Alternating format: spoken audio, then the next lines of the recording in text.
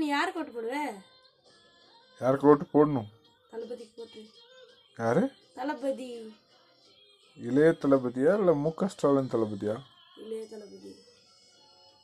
இளைய தளபதினா ஸ்டாலினோட பையனுக்கா? அப்புறம் விஜய். ஓ விஜயா?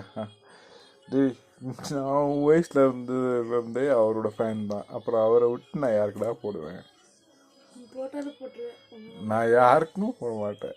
என்னோட இளைய தளபதி விஜய்க்கு தான் என்னோட ஓட்டு.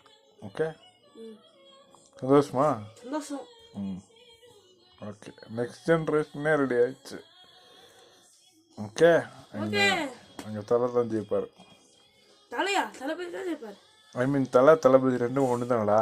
தலைனா அஜித்பா, தளபதினா விஜய்ப்பா.